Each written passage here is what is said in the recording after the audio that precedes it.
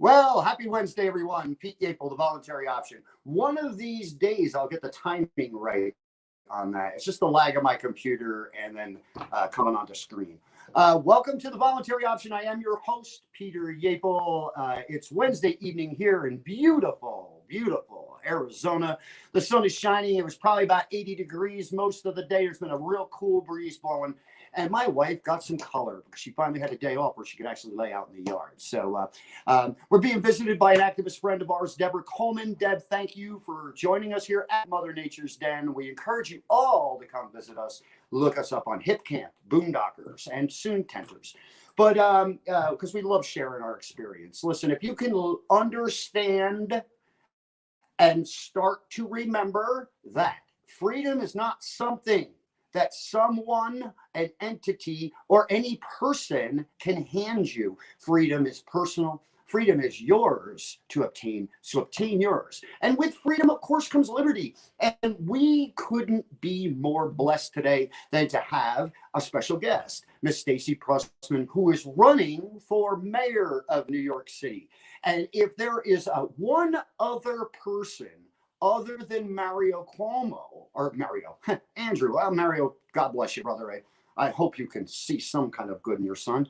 But Mr. Cuomo is my most hated entity. And I don't like to use that word because I don't like to hate anybody, but this man has brought that upon himself and every citizen of that state. And me too. I am an investor in U-Haul and got the heck out of there before he screwed my life up any further. But the only other person, like I said, that even ranks up there with him, in my opinion, other than Chuck Schumer and stuff and AOC and whatever, we're not going to get involved with them, but is the mayor of New York, Mr. de Blasio. And de Blasio, in my opinion, has shamed our city. He has taken it back down the toilet. He has, let's just review how Democrats in general have come in and, monopolized the state without any trouble. I mean, honestly, it's the states like the rest of the United States has been handed to them. And they're running buckshot and rough wild. And Cuomo, I guess, signed a $212 billion bill today for the budget for the state. Now, he's going to tax some of the richer people more. And, you'll see all the headlines that will kind of try to ease some of the crap he's been going through. Self-inflicted, let's face it. The man's, he's out there doing wrong and, he got busted. That's just the way it works. And but now he's just trying to calm it and say, oh, well, we'll get the rich a little bit. But there's so much. We'll get into that. We'll get into the budget maybe a little bit later. But before we get going, before I go in with my guest today, I want to bring up a point about freedom. And it's something that we do on our other show, Can't We Talk 420, my wife's show, which I co-host on. And that is point out a lot of the injustices, not just when it comes to the plant being a prisoner, but people like Lance Gore being a prisoner. Now, we get behind Lance is a victim. He's the victim in the drug war, sitting in prison for 10 years for growing 2 marijuana plants. Ooh, what a bad guy. In a legal state of Washington. We have to do something now when it comes to our judicial system. We have got the Empress of Lock 'em Up as our vice president. This woman would lock away her mother if the pocket change was right. It's just the way it is with her. She has sent more of her own people to jail than anyone, for life in a lot of cases because of the 3 strikes law. And she's just a horrible human being.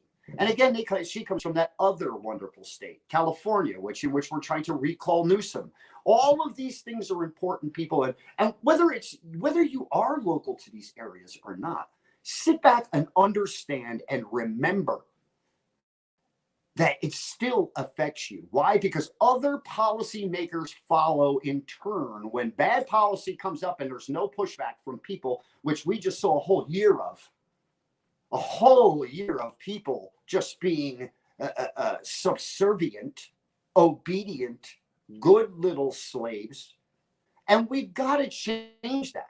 We've got to change that. And the person that we're going to bring on is going to bring that change to New York, I truly believe. And without further ado, I'd like to take a moment to introduce my special guest this evening, Miss Stacey Prussman. Stacey, how are you this evening? Hi, How. Thank you so much for having me. I'm so excited to be here, Peter. We need change in New York immediately, and I'm the person to do it. So let's do it. Absolutely. I want to thank my friend Daniel Donnelly for getting me in touch with David Fite personally. Although I'm friends with David, I didn't have a personal way to connect to him. I want to thank Daniel for making this interview possible, because we, if nothing else, even though I don't still live in the state, my heart's there. I lived there 40 some years. I grew up there. A lot of my childhood memories are there, raising my children. All of that was there. And why did we do it? We did it why? For the good education and, all of these things. But you're being put into quite a precarious position and taking over the job that is before you. Yes, it's a big job. Why don't you let people know where your heart, where does your heart lie in that race? What are your biggest running points? Where do you think the most change needs to take place? Well, as I was, thinking about my campaign, and core values are very important to me. And obviously liberty and freedom and civil rights, civil freedom, civil liberties, it's all one. It's a base of our democracy. It's a base on who we are as people, as our country. And I believe that is a core value. And as we saw with COVID and with what had happened, everything came out in the open. Businesses were shut, things were shuttered. Our city is in shambles right now, but I'm optimistic. I believe that we are moving forward. We are now going to start from basically the beginning again in certain ways and grow from there. And I think that now we can grow correctly in so many different ways. And my campaign really is going to be based around the common denominators that we share and the freedoms that we all want, and helping New Yorkers thrive. I don't want to just bring jobs into the city. I want people to have careers. I don't want night judges to, throw homes at people. I want people to be landowners. I want people to understand what freedom really does mean, and that's important to me.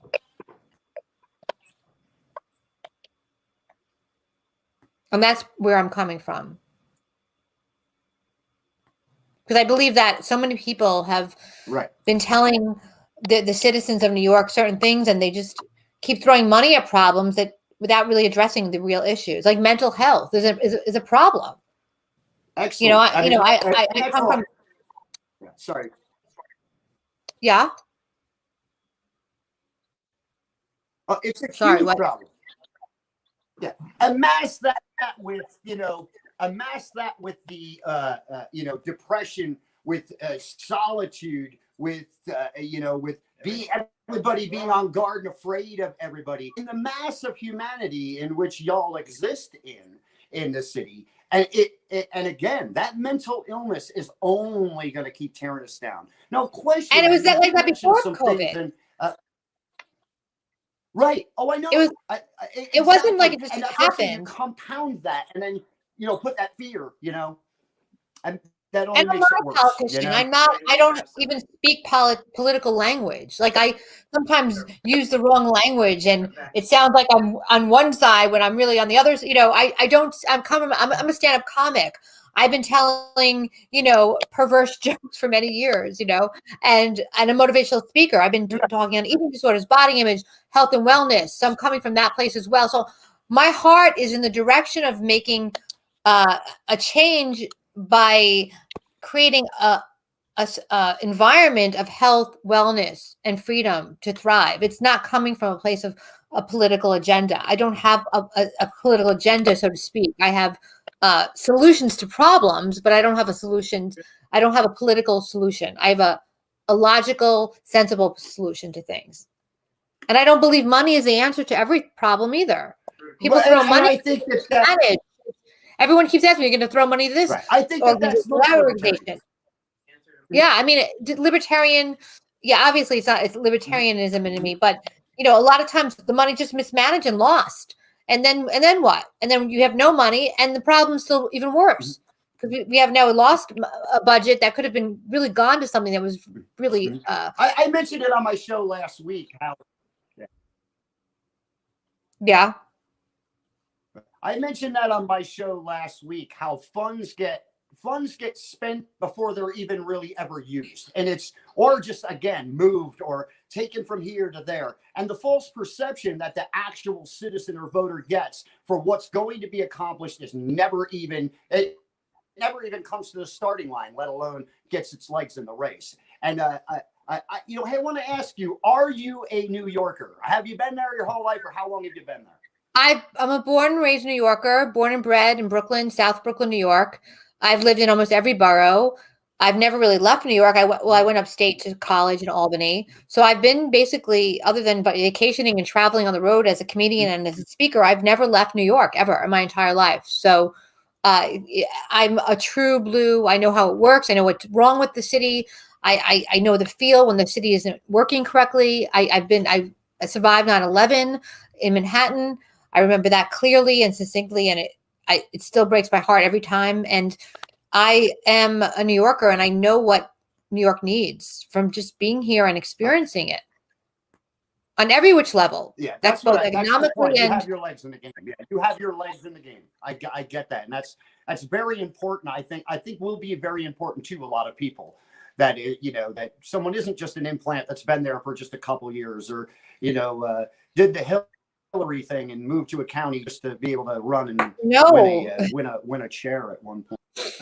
No, I've been a shock jock radio host. I've been that kind of thing. I've been doing radio, and I did Libertarian radio for many years. A few years back, I'm not from the establishment, so I've been going to these debates with the establishment, these forums with the Democrats mostly, and they're the establishment. They've been there. They're just talking each other. They're trying to cut each other down. So it's a new life for me. I'm not an established politician. I don't even consider myself a politician. I like to call myself a problem solver. Someone that's going to solve problems that are needed. I want to create an environment where my fellow citizens are thriving. I work for you. It's not about my career. It's about it's about my New Yorkers and how well they are. That's my main goal. I think that people are tired of politicians already.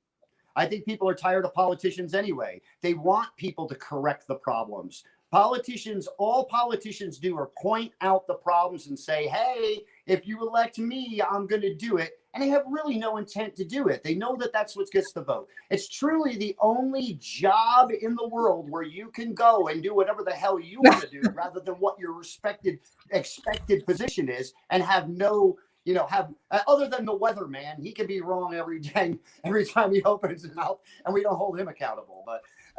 But politicians in general, man, they do what they want to do once they get in there. I mean, case in point is the president of the United States that's there now. He's gone and done everything he said he wasn't going to do.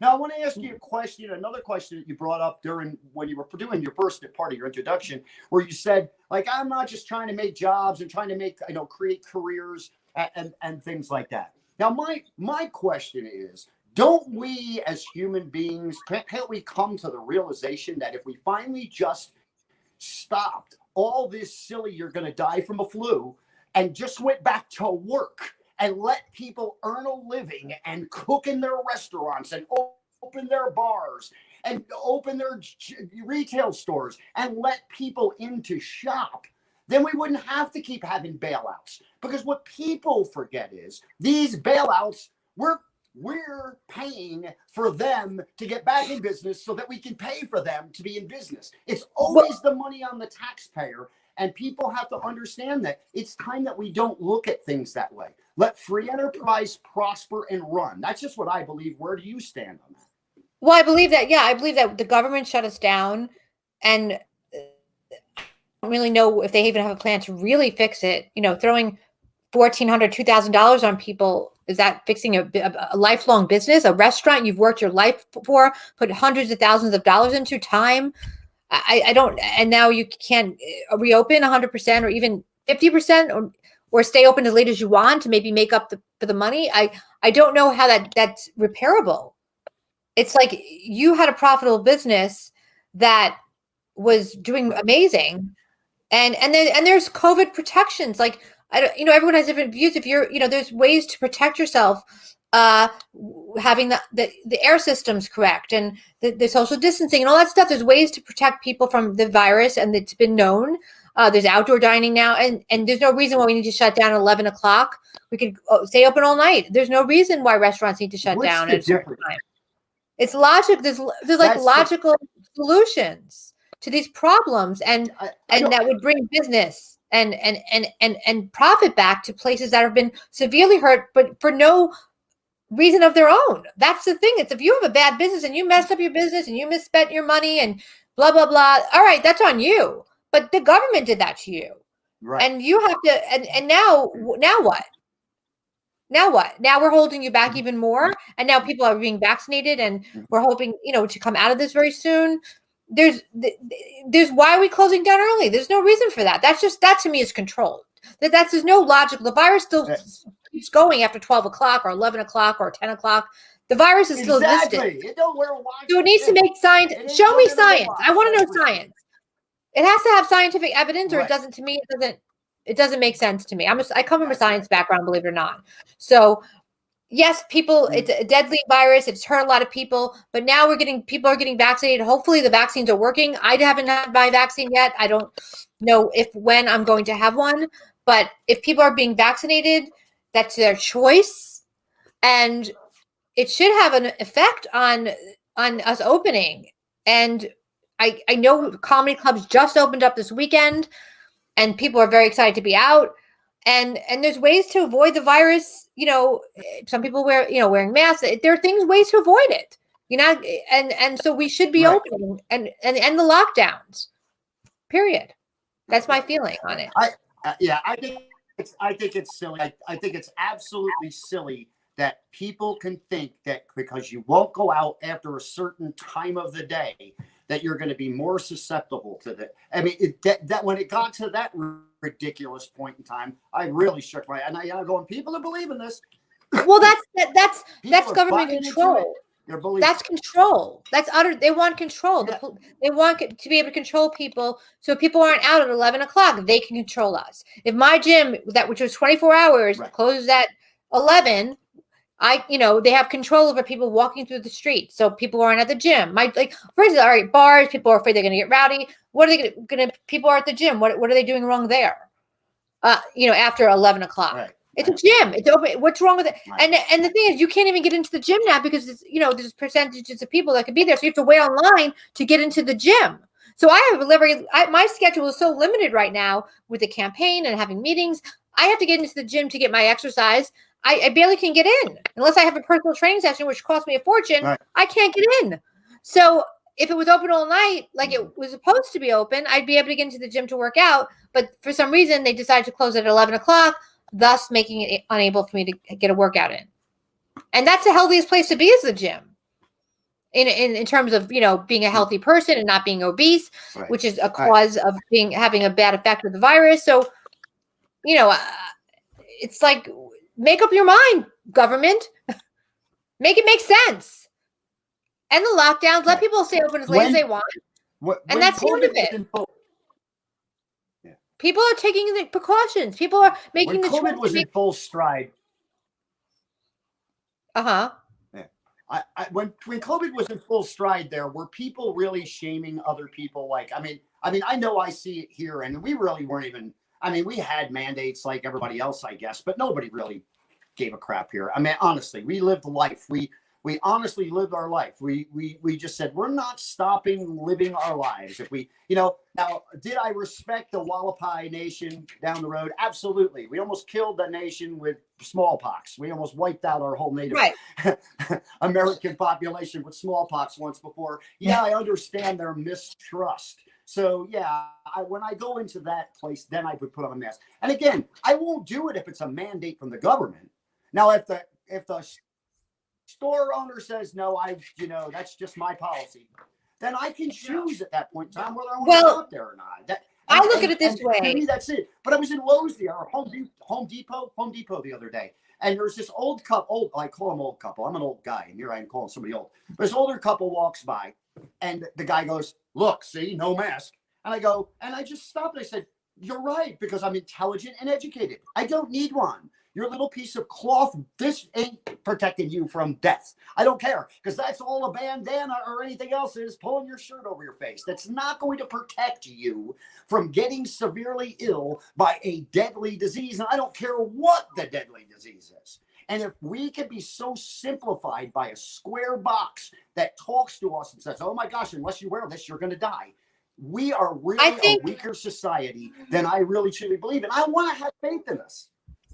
Right. I agree. I believe that it's a respect for your neighbors. Like if I have a cold, like I don't want to know that I spread it to you. So if I could take the precaution, I'll wear them. I don't have an ethical issue with it. To me, if it, when I go to the doctor's office before COVID, they wore masks. So it's not to me such a governmental, it's more of me respecting other people. Like I don't want to give you my germs, like that type of thing.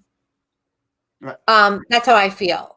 I don't feel I feel that there is there is medical science to back it. It's and I think when you go into a place, it's a respect to your neighbors, not to give them, your germs if you are carrying it. If that's the least you could do to protect your neighbors. Do I believe that the government should mandate it? I think that people should make the choice, the right choice, the voluntary option to wear one.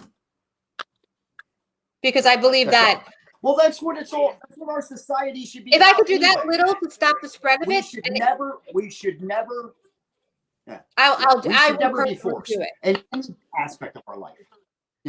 If we agree contractually in any certain way, this is the problem. A lot of things that people don't understand about just their general life is that you're under contract from the moment you're born. When your parents sign, give you a number, or you get stamped on your ass, and there you go out the door.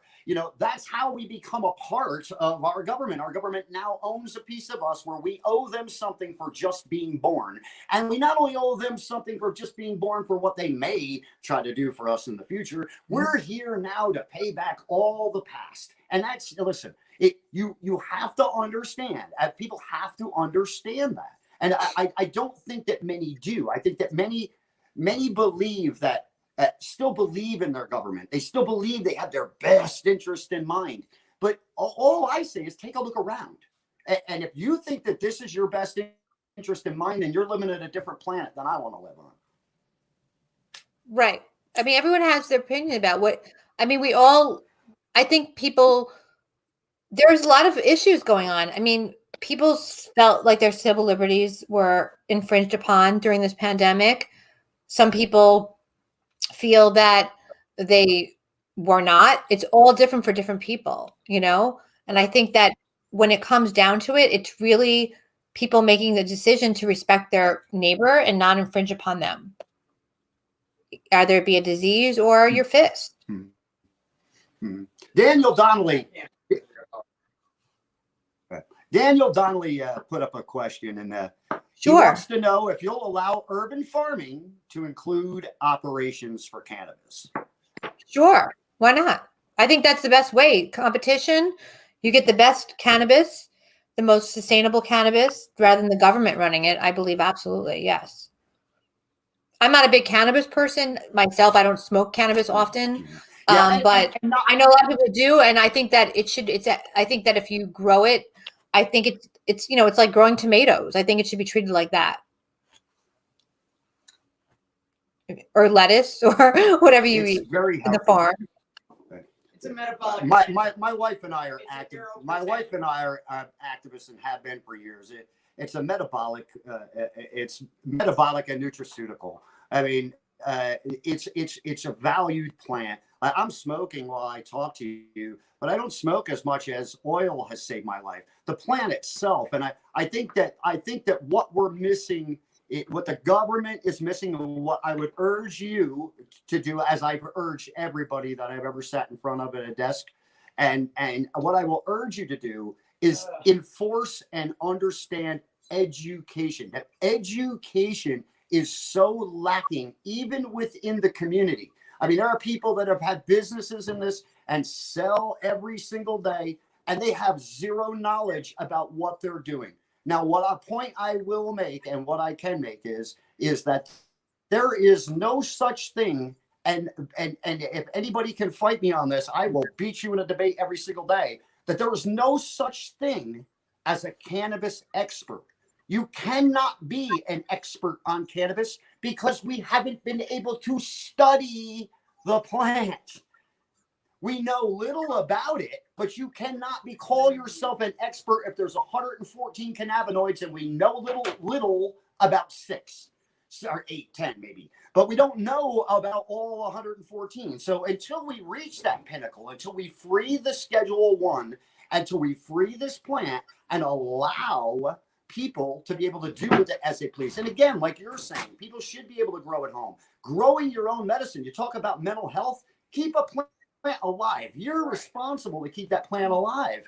It is great therapy. Well, botany is an art. It's Anything. a science. It doesn't It's have an to be art. cannabis. It could be potatoes.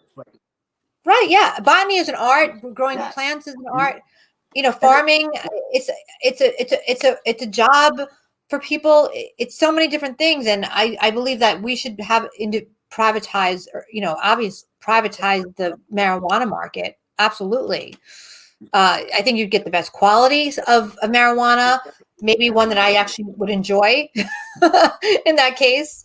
But yeah, I mean, I never trusted, marijuana for many reasons, not because I'm afraid of it, just because I didn't know where it came from. But now if I'm growing my own, at least I know how it's being made. And it's just like food. Like I want to know how my food is being prepared, right, where it comes from and all that. I feel it should be the same thing. And I'm very much into the urban, having urban growth. It's a ridiculous crime. Big pressing issue.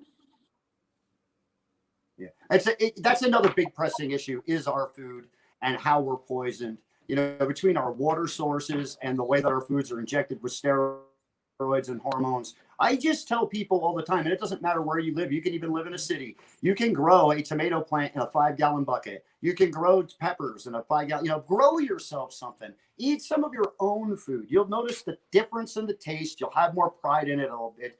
And again, it's very good for the mind. You have to keep that plant alive, man. You aren't going to let it die. So you know what I mean? It just becomes like another child to you. When I was growing cannabis, when I lived in New York, my wife would call my plants her sister wives, because I spent so much time with the plants. She would say, "Oh, he's downstairs with the That's adorable." That's so cute. Yeah, that's funny. I think if people took the time. Mm-hmm. I think, and we have like space rooftops. We can create gardens and rooftops, and we have spaces available for that here in New York and Brooklyn. Like my mom has tomatoes. Like not everything is so urbanized, like the outer boroughs. There's like Staten Island and Brooklyn and Queens. There's huge amounts of grass and patches and whatnot. So it's not all like one big urban jungle as people think. New York City specifically is filled with different types of landscapes. We don't have mountains per se, but we do have, the Bronx. We have open land that you could have a little garden. People have little gardens in their front, especially in my neighborhood where I grew up. Yeah, and I think that's a great idea. That Central Park is the only green. People's misconception that Central Park is like the only green thing. There's a lot of beautiful areas in New York City. People's misconception that all of New York is New York City, and we go, no, New York City's that big. New York's that big. Like on the map, New York's that big. New York City's that big. Yeah, there's more people there, but it's not all of New York. It's not. Now, and not all of New York City is so urban, right? Right. A lot of people have talked for years about seceding the city from the rest of the state and maybe making it into 3 parts, like California's talking to do in 4 parts. Do you see any value in that in New York? Do you see that to be something that if it was brought up, you'd be opposed to, or something that you would consider? New York State as a whole, I mean, the beauty of a state is that it's different, has different landscapes. We have a beautiful mountainous landscape. We have a very urban landscape. And just because we're different doesn't mean we have to be divided. We have our local governments in each, district. I know that from being on the Libertarian State Committee. So I don't think it needs to be divided. I think we can work as one. I mean, if we can't work as one as a state, how are we going to work as one as a country? Right. You could be divided, but we don't have to. I get it. Yeah. Yeah, it's just a question I think that everybody's asked from time to time. And I just like to get people's spiel on it. I made mention the other day, and when I was we were talking to some friends, and I said, you know what? I think other than San Francisco, New York is the only city in the world that you got to pay admission to get into, because you cannot get into New York City without paying for something, whether it be a toll. It's expensive. It's an expensive city. It always has been. I think upstate keeps New York City in check. It's like, no, there's a whole other world, and this, it keeps New York City people in check. They're like, no, there's a whole other New York up there that you should, explore. So I think it's the beauty of New York is that it has the different landscapes, that it has the most urban of landscapes and the most rural of landscapes, all within an hour to 2 hours of each other, which is amazing and beautiful. I think we need to respect that. I know. I say it all the time. Yeah, you can get mountains, rivers, beach. You can have anything you want in New York if you want it. If you want to be there, you can have every flavor of any kind of topography. Yeah, that's what I love about New York. And California has that, and other states have it as well. So I mean, I never thought about dividing it. I always thought that we need to just figure out a way to be a state. And I was going to school. Our celebration's going to continue. Our parades and such like that right now. I'm not even talking about when you take over. I'm talking about right now in the New York present. Are there still going to be parades and stuff like this, or are they still being, I think they're starting to. I think outdoor stuff is starting to open and things like that. I think they're vaccinating a lot of people right now, so I think that they're starting to open. They just opened comedy clubs, which are some of the most insular places. So I think that there'll be parades, things out. They're doing it slowly, outdoor stuff. I don't know. They haven't made decisions on things yet. I guess like the Thanksgiving Day parade and whatnot. So we'll see. I hope they open. Yeah. I hope they do. Right. I see no reason why they should. Yeah. They call New York, the melting pot. People are the Big Apple. People don't understand it. That don't live there or don't get it. But when I think of New York City, I think of what America really is, because it's every kind of person. I mean, like every kind of flavor, every kind of everything. Right. And I mean, and that's like in general when you're looking around, and then everybody has their own areas. We got Little Italy, we got, Chinatown. There are, and gosh, who doesn't love the Village? I mean, that's just a place, that's just a great place to be, man. And always has been. But people, don't really get, like, if you really want to take a look, if you had to take somebody from another country and go, well, what's America look like anyway? You could just drop them right there and go, okay, now turn your head around. That's what America looks like. It looks like every flavor of the rainbow. You know what I mean?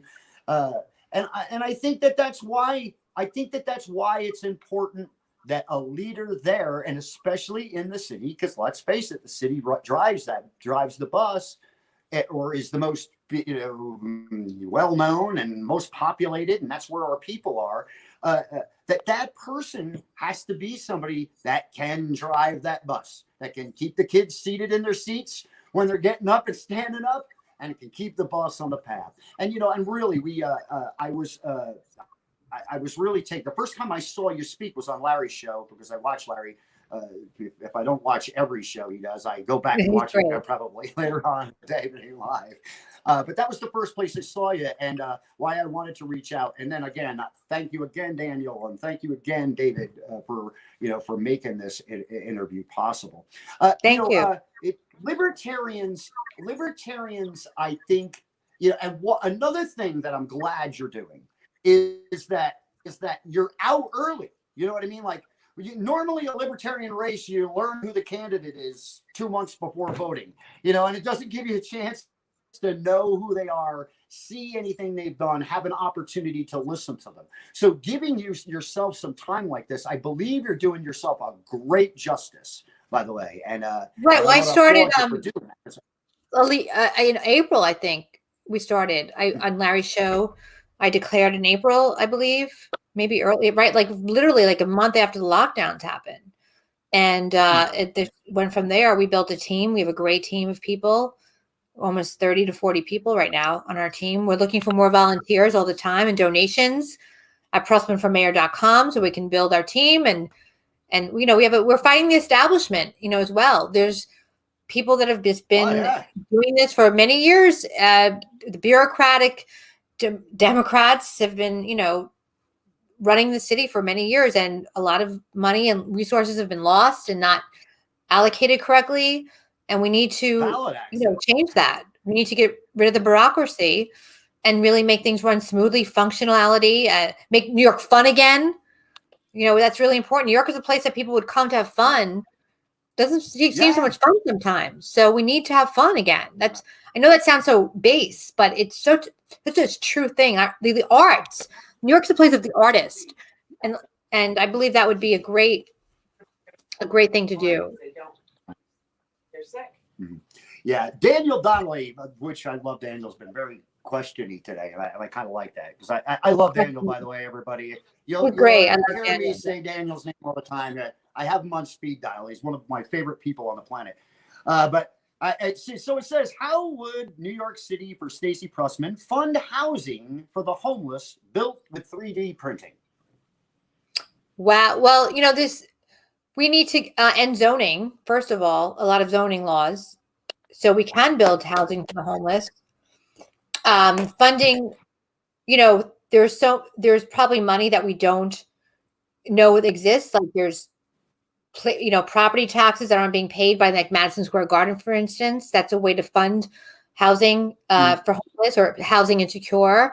NYCHA, which is the New York City Housing Authority, I would like people that live there to become owners. There's a way to fund, have the private sector come in and help build homes.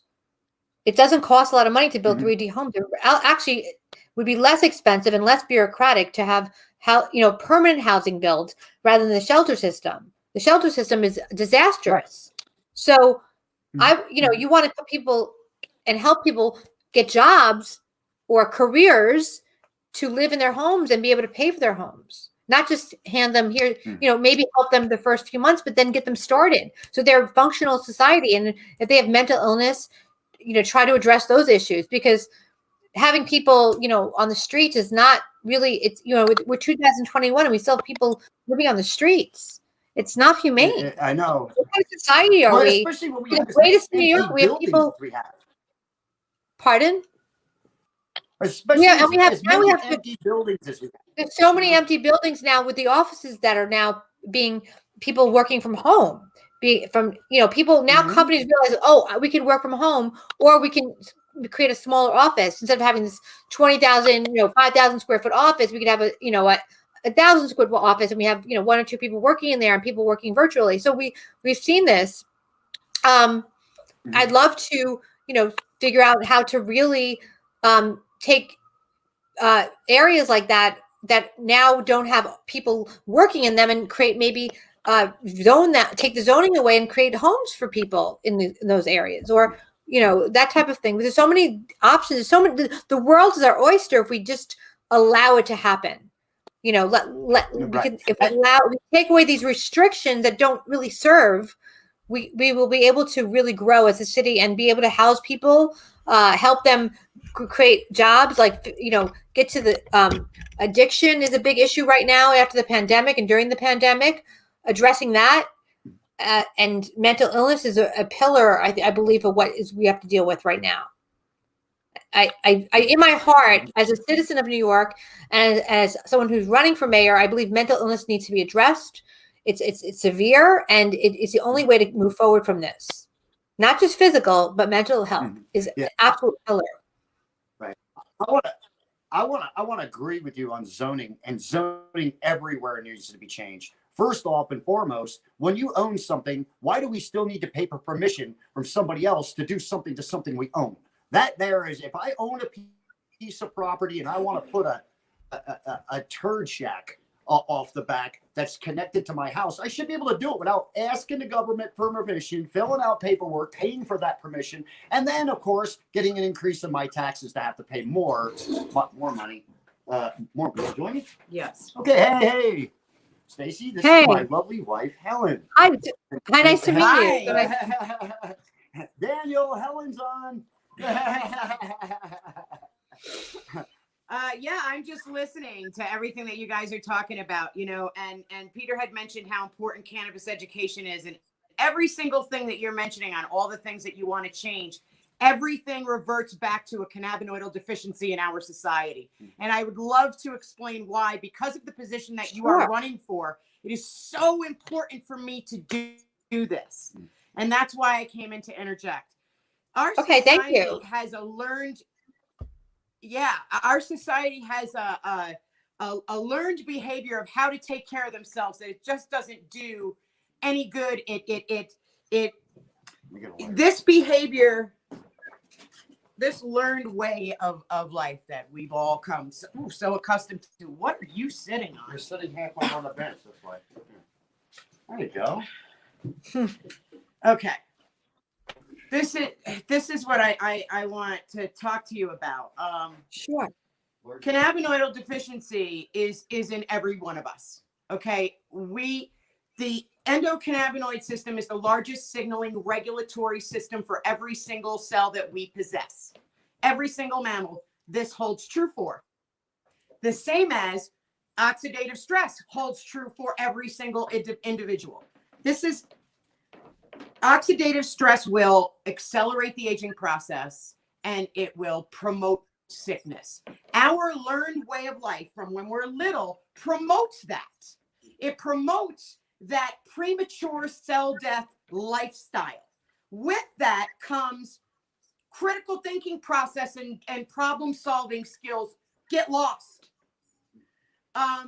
because of the way that we eat, the lack of the lack of exercise that we choose for ourselves daily because life just simply gets in the way, the neurotoxins that are in our water, as Peter said earlier, the geoengineering that's going on in the sky. We are at a constant war with what we are breathing, drinking, and eating. And the absence of our bodies are always at war with the toxins they're attacking. Right. So we're constantly being attacked, but through our food, our air, and our water, that our bodies are constantly, we're oxygen free radicals are wreaking havoc on our bodies because of these learned choices that we make throughout our lives on how to live. So we want to change that by introducing cannabinoids that have been deficient since the early 90s, when all of our farms closed down across the United States, when hemp was no longer mandated. Cannabinoids were no longer in our air. We started depleting. We weren't making our own like we should. So here comes all of these sicknesses, including mental illness, on the rise because of this. So to defeat this, we have to have cannabinoids in our diet. The whole food chart needs to change. Cannabis needs to be right in the center because it's that important. It is a metabolic essential. It is a neuroprotectant. And this is what needs to be taught for our society to be able to change their learned way of thinking about how good health and homeostasis is found. because we're going about it completely wrong. And we're just getting sicker and sicker. We're dying younger and younger. People, I hear people say, "Oh, we're dying. Life is getting longer." Where is that happening? Alzheimer's on the rise. Cancer is on the rise. Heart disease on the rise. All of these things that are preventable diseases with the correct cannabinoidal therapy.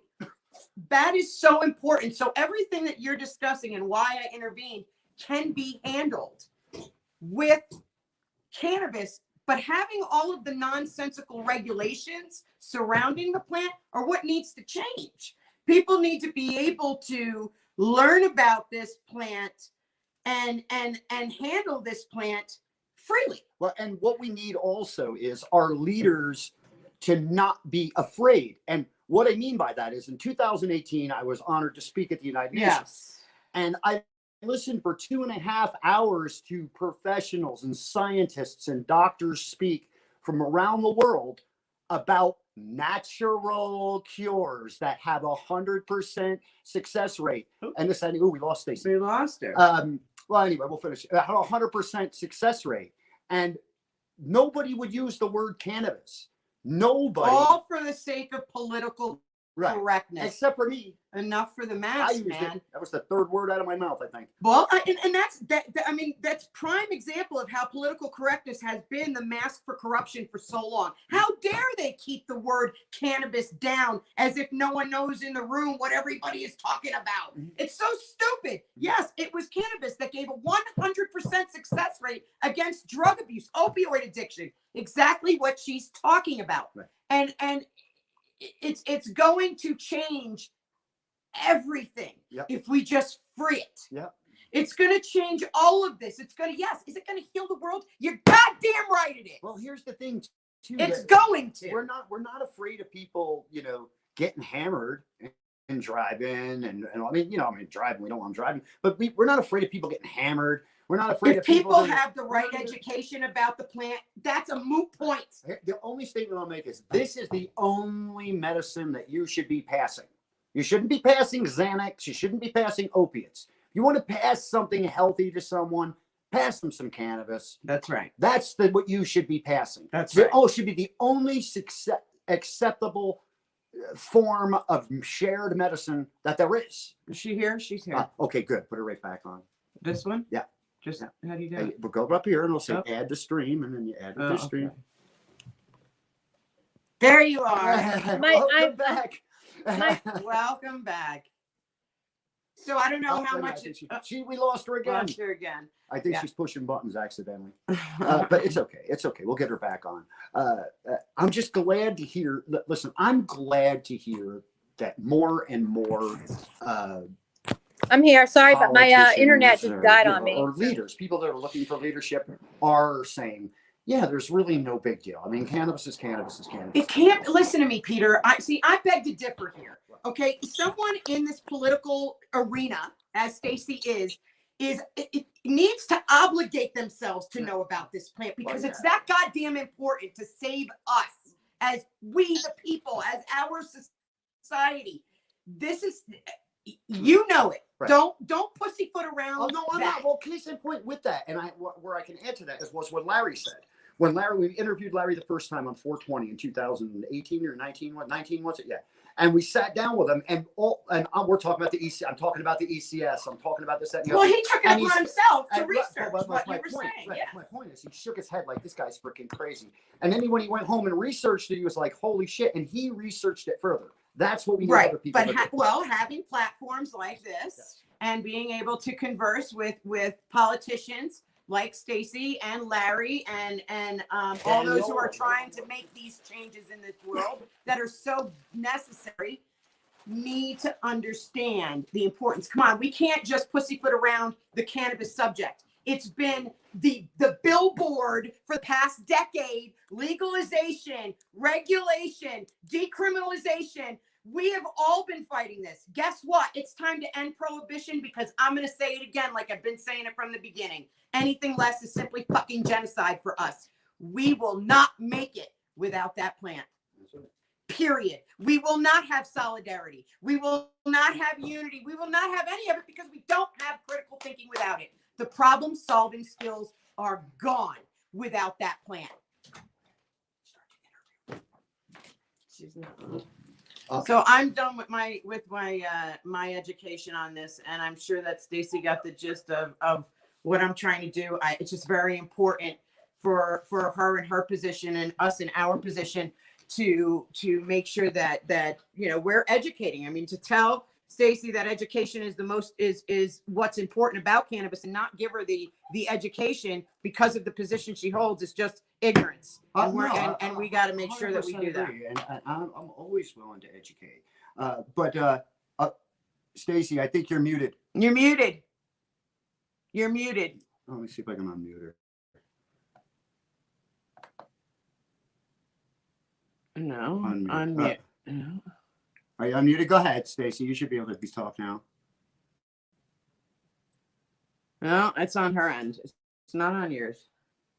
Wonder why she's not coming. Unmute. Look at that. What's that? That's mine. Oh. God damn it.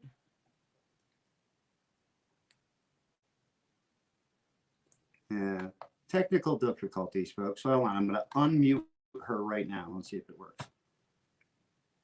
I think it should work now. Oh, no. No, we can't hear you. I don't know what's going on where I can't connect to her sound, unfortunately, folks. Let me see if I can continue to get this. Oh, that's horrible. Come on a second. No. It's got to be on her end. Mic volume. Calculation. Okay. Should be all it's good. It's got to be on her end. I don't know why it's not working. See if you have a mute button on your end, Stacey. Or maybe I don't know if you're talking to a mic or. No. Nope. I don't know what's going on. She's unmuted because it's unmuted on my end. I'm looking at it in 3 different boxes. Mm-hmm. So you can't hear. Maybe try and back out and go back. Yeah.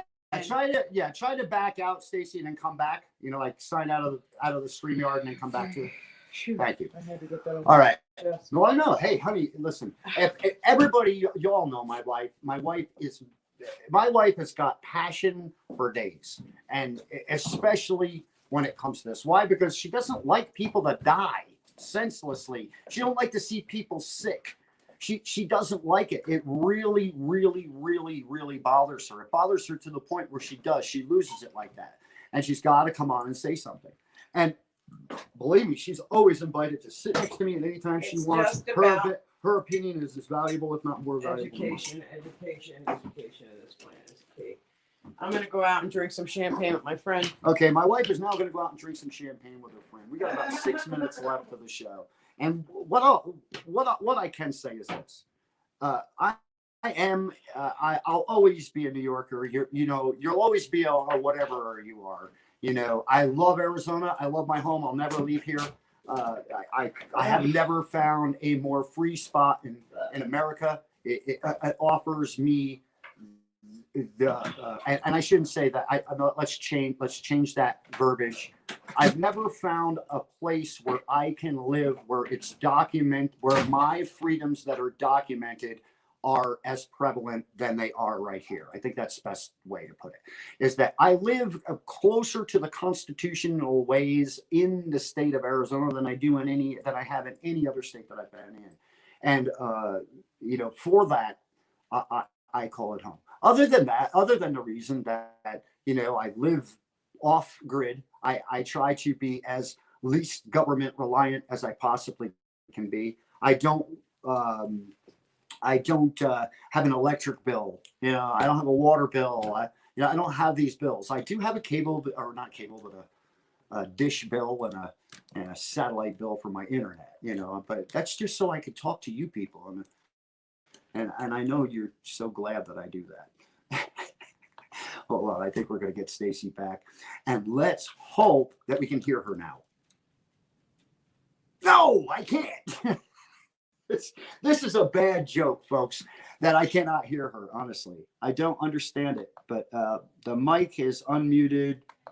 There you go. Unmute the mic. Unmute it. It's unmuted. Yeah. There's nothing I could do to fix it. Stacey, I'm sorry. I will let everybody go by viewing your face. Let's have a nice billboard of it up there. We've got her name up there, folks. If please look up Stacey if you haven't yet. Follow her on Twitter. Follow her on Facebook. Follow her in in the mime classes that she's giving right now to us as we're sitting here.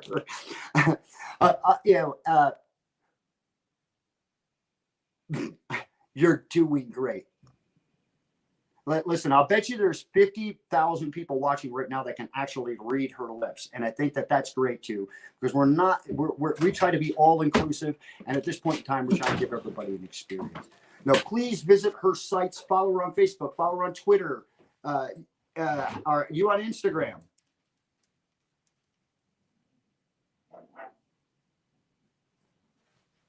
Hey, Stacey, watch this. Let's do this.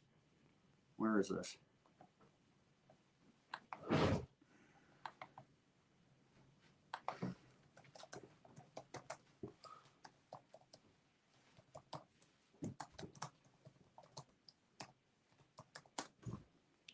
I'm asking her in a chat, and I'll give you whatever she types me back here. I just want to know if she's performing out anywhere, because if she is, I'd love you guys to support that as well as as well as her candidacy. And my wife would run to see her because my wife loves comedy. That was our first year anniversary. We went to a comedy club in Florida. It was probably one of the best dates we ever had in our entire life. And she will have dates. That's Tim good. Wilkins. That's Tim Wilkins. So we saw. Mm-hmm. And we saw Tim Wilkins when we were down south. And we had the pleasure of going to the city, to Anthony Pellegrino's brother Frank's place there in Stand Up New York, and saw the comedy show when Larry was there. But I want to thank Stacey for her time. Thank you. We'll do this again. Can we do this again sometime? Okay, awesome. We'll do this again, and hopefully we don't have any. We did pretty good. We got up to like 58 minutes before everything went to shit. But yeah, that's it. Hey, if it would have went perfect, it would have been a Republican or a Democrat show. Welcome to the world of libertarianism, folks. This is how we do it. As was once greatly said in a song, I believe. But Stacey, we'll talk to you later. Good luck to you. And again, we'll have you back soon.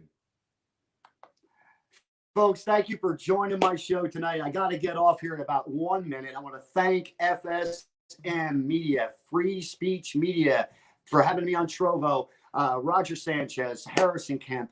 Who else is Emmanuel Torres. There's lots of guys on there. DL Cummings. If you guys haven't joined the Facebook page, please go look at it, man. There's a lot of great things streaming. There's a lot of brilliant young guys coming up. Guys, listen, I'm just some old dude with a lot of opinion. I'm just an old dude with a lot of opinion. Has a lot of answers too, if people would just give him the chance to speak to him or would listen to him. And if you need any help out there, and thank you, Daniel Donnelly. I'm going to put that up right now. I'll put that up in the comments. Folks, please visit www.prussmanformayor.com. Please go there, donate, whether it's time, energy, money, whatever you can do. Let's get someone into office that is going to really make a difference. What I will say to people is this, and I hope that ending the show with this will help you and then in turn help us all. We have been frightened and scared and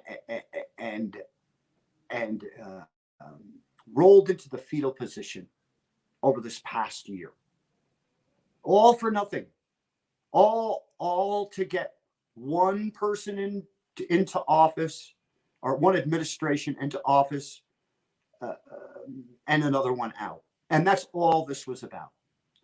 The proof is in the pudding. Numbers don't drastically go down when someone else is sworn in. We had this thing beat. The numbers have been wrong anyway. Let's forget about that. For a second.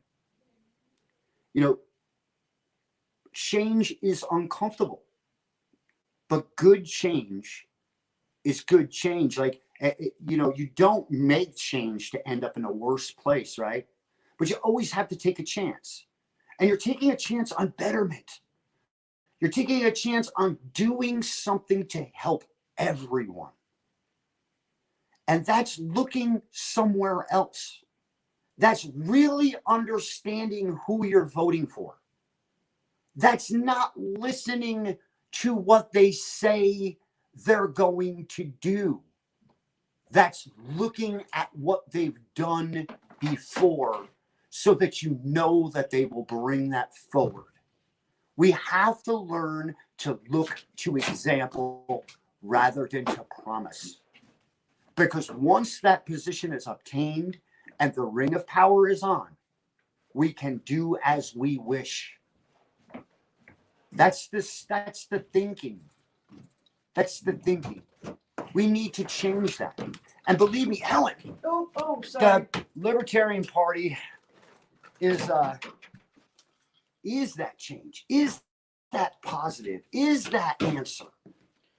Are those free thinkers? Are your neighbor, the guy that you remember looking at the news and you're both going nuts because you can't believe the crap you're seeing? They're us. That's Americans. There are people that understand that the size of a government doesn't mean a thing. If it's too large, it needs to be chopped. Why? Because it's not needed. It is a drain. We cannot have an entity rule over as one. We can't. We can't. Because I live differently than you do, so I need a different set of rules than you need. It's that simple. Localization of government, cutting down the size of government, bringing government back to the community, letting the people that live in areas make decisions on how they want to live. There's nothing, what is so wrong with that? You know, that's what we try to embrace, right? When we buy a home, we look for a certain area with all of these values and things that we want, and we outweigh things and we move there. But we can't live in that if there's an almighty ruling over everything. Folks, let's take the time to study before we take the test. Don't just circle, don't fill in boxes. This isn't a bubblegram. This is your life. This is my life. This is everybody's, your mother's life, your brother, your sister, your father, your grandmother, whoever it is you love. It's their life. And the only people that can make that change happen are us. We, the people, can't expect the government to do what's in our best interest. They have proven that wrong every minute of my 56 years. So let's make the change we wish to see in the world, and let's live it. And let's lose ourselves through the service of others so that we can finally really know who the heck we are. Let's do these things and make America finally great. Finally. Till next week, I'm your host, Pete Yapel. Thank you for watching The Voluntary Option. Thank you to Stacey Prussman. Again, thank you to David Fike and to Daniel Donnelly for getting that connection for me so we could have her on the show. Next time we have her on, we'll try to make sure we don't have any audio issues. Till next time, I'm Pete Yapel again, Voluntary Option. Peace, everybody, and live the freedom you wish to live.